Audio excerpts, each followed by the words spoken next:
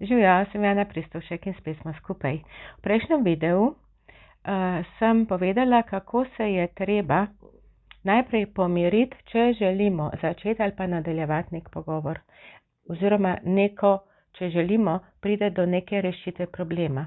Zakaj je to tako pomembno? Zato, ker če se mi ne pomirimo, se bomo skregali. In ko se skregamo, imamo nove zamere, nove rane, nove bolečine. In potem nimamo več samo enega problema, ampak imamo dva problema. Tisto, kar smo najprej hoteli rešiti ali pa povedati, in potem še drugega, ker smo se skregali. Se pravi, nisva več na isti stopnji, ampak sta padla par stopenj navzdol. Kako se pomiriti, sem povedala večkrat v prejšnjih videih. Napisano je v knjigi Čarobni odnos.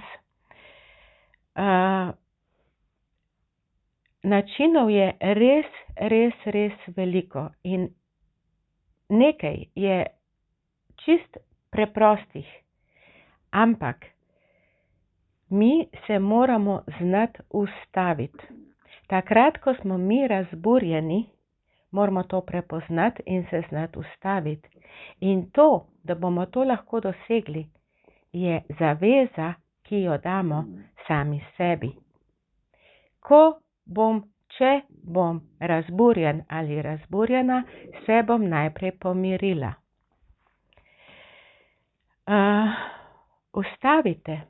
Ustavite svoje misli, zaprite vseh 300 datotek, vseh 300 zvezkov, vseh 300 beležk, ki jih imate v glavi.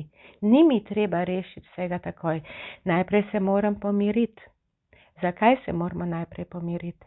Zaradi tega, ker smo takrat, ko smo mi vznemirjeni, v stresu. In zaradi tega, ker takrat, ko smo mi vznemirjeni, ne vidimo prave slike. Mi imamo izkrivljeno sliko, zato ker so nas čustva ugrabila.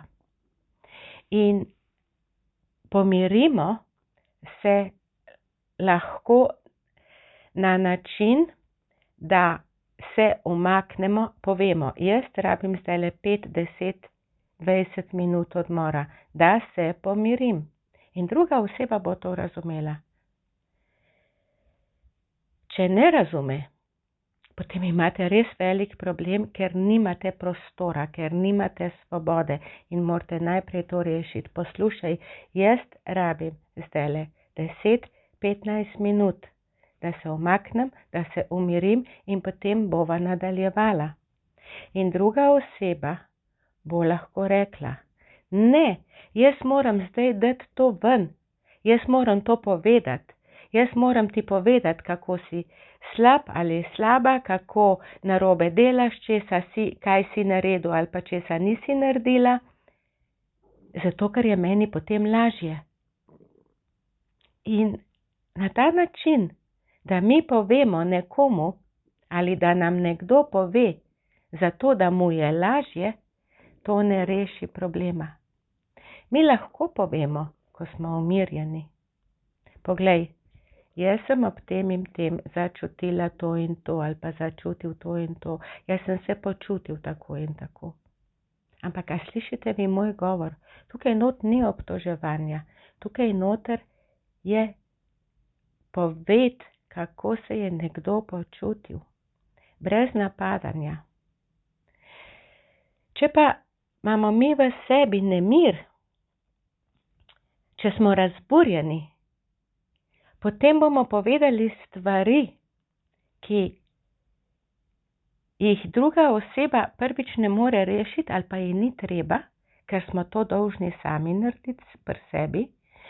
Drugič, drugo osebo ranimo in je dobesedno smetnjak za naše frustracije, za našo vznemirjenost, za naš strah, za našo osamljenost, žalost, brezup, jezo. Z ljudmi ne govorimo takrat, ko smo jezni. Jezo moramo mi predelati v sebi. In kako se to naredi, sem povedala, napisala 1000-krat in če bom zdaj spet o tem govorila, lahko cel video posvetimo samo temu. In če se vrnem nazaj, jaz rabim odmor, jaz rabim čas, da se pomirim in pridem nazaj in ko nadaljuje ta pogovor in ga uspešno zaključita, tudi če ne rešita vsega, ampak do tukaj sva se zdaj pogovorila, je to dobra izkušnja, na kateri lahko oba gradita naprej. Ko mi govorimo z drugo osebo, je pomembno, na kakšen način govorimo, se pravi hitrost govorjenja, intonacija, se pravi, ali govorimo z visokim glasom, ali govorimo z nizkim glasom, ali govorimo hitro, ali govorimo počasi. Bolj kot ste razburjeni, bolj hitro, z višjim glasom boste govorili. Mene prehitevajo misli, jaz ne moram povedati tako hitro to, kar bi želela, zato ker si la. In druga oseba sploh ne sliši. Ne sliši in tudi sami sebe ne slišimo, ker nas misli prehitevajo. Torej, prva stvar, kar je to, da ko smo razburjeni, si vzamemo čas in se najprej umirimo. In druga stvar, drugi korak je to, da govorimo z nižjim glasom, počasneje in umirjeno. S tem mi umirjamo sebe. S tem mi ne dovolimo, da smo v drami. In s tem mi pomirjamo tudi drugo osebo, ker se ne počuti napadeno. Jaz ne moram povedati vseh primerov, zato ker je življenje preveč različno, preveč pestro, da bi zdajle šli lahko na vsak konkretni primer. To lahko naredimo samo individualno. Ampak neko splošno pravilo je, ko boste govorili počasi, ko boste govorili tiše in ko boste govorili premišljeno, kar pomeni, da vas misli ne bodo prehitevale, vas bodo ljudje slišali. Mogoče ne prvič, mogoče ne drugič, ampak ne bosta padla navzdol, tako kakor po prepiru. Če drugega ne, če ostaneta na tem, strinjava se, da se ne strinjava in bova drugič o tem, bova vmes malo premislila in se bova drugič o tem ponovno pogovorila, je to že velik uspeh.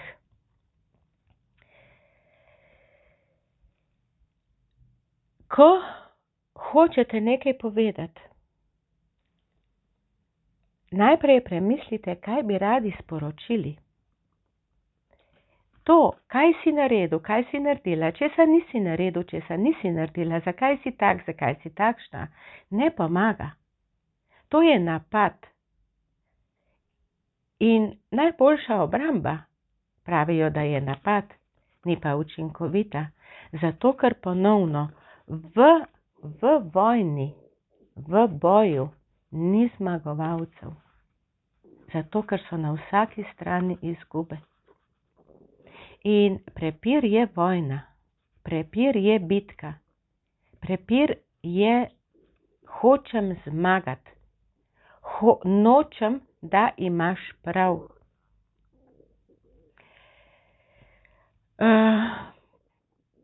In tudi vsega ni treba rešiti takoj. Če se zdaj sprašujete in vas že zdaj skrbi, ali boste na birmo ali obhajilo povabili svojo svakinjo, ta birma ali pa obhajilo bo šele maja ali junija, je to čisto prezgodaj, nehajte, ustavite se, to je vaše delo, ki ga morate narediti pri sebi. Ne bom o tem razmišljala, je čisto prezgodaj, kako se počutim, zakaj mi je neprijetno. Ali me skrbi, kaj si bodo ljudje mislili. Jaz sem dala zdajle en tak mimogrede primer, zato ker take stvari, taki dogodki, ali naj na rojstni dan povabim nekoga, ali naj na kosilo povabim nekoga, zakaj ta ni prišel, zakaj se je tako obnašal, kako bo spet naslednjič. In ta naslednjič Bog ve, kdaj bo. Ampak jaz živim danes, zdajle, jaz moram zrihtati svoje otroke, moram pravilno govoriti s svojim možem, moram biti učinkovita v službi. Jaz govorim besedo moram, jaz to, ker določene stvari moramo narediti.